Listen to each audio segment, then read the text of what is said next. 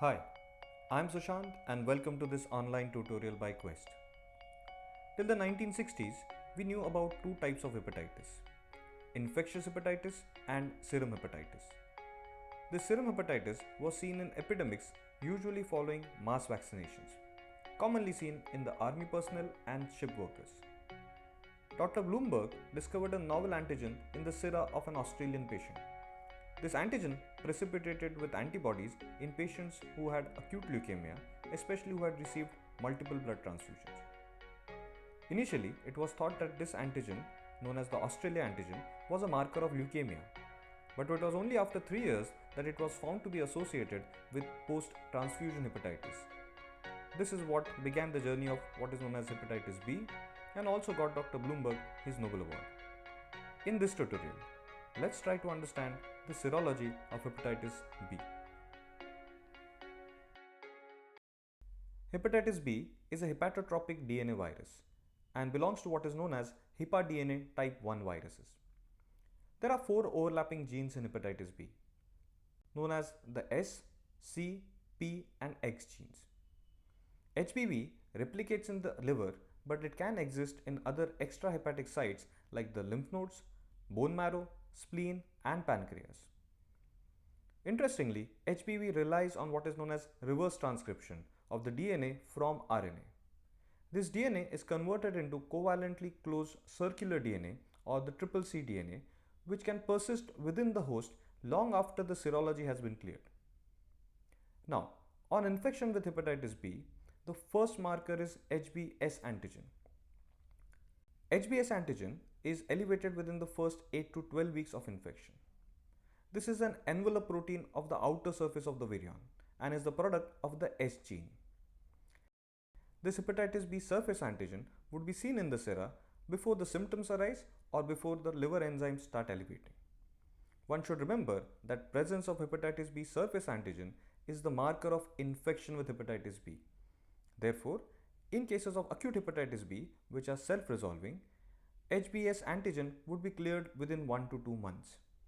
But if HBs antigen persists in the sera more than 6 months, that is taken as a marker of chronic hepatitis B. After hepatitis B surface antigen disappears, usually after some gap, the antibody to it, anti-HBs, would appear in the sera. This anti-HBs is therefore a protective antibody. In some cases of chronic hepatitis, however, we might find that HBs antigen has disappeared, but the anti-HBs has not yet appeared. And this might be a marker that later on there could be a relapse in such patients. Moving ahead, the next antigen is hepatitis B C antigen. This is a marker of the nucleocapsid core of the virion and is coded by the C gene. Now, hepatitis B C antigen is an intracellular particle or is hidden within the core of HBs antigen. Therefore, it is not detectable in the sera. But the antibody to it, anti-HBc, is easily detected in the blood and can be detected within 1 to 2 weeks of the surface antigen being detected.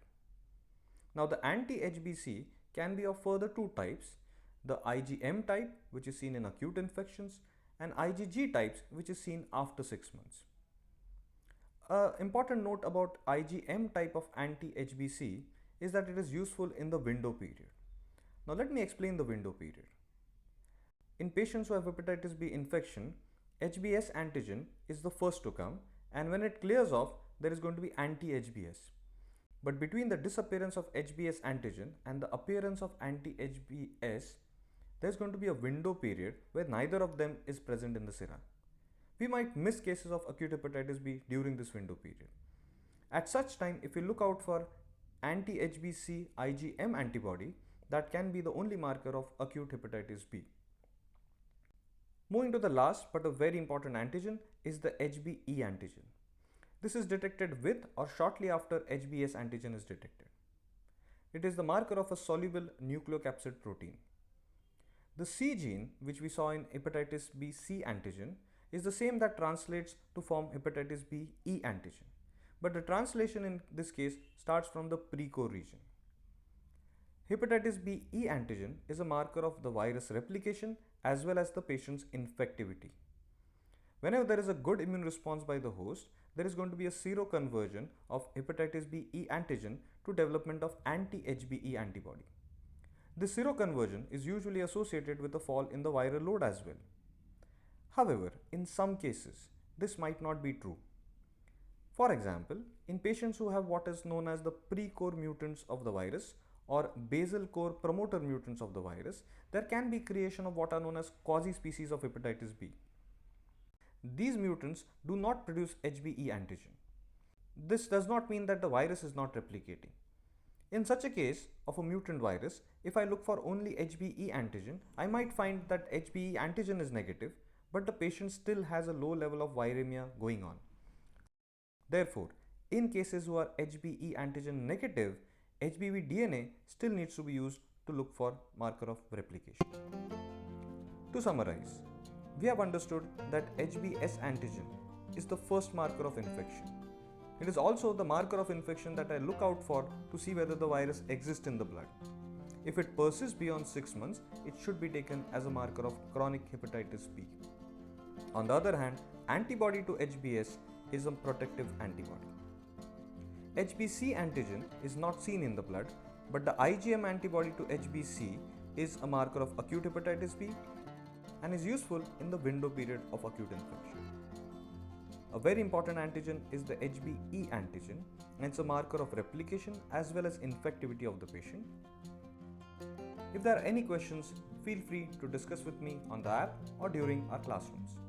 Thank you and Jai Hind.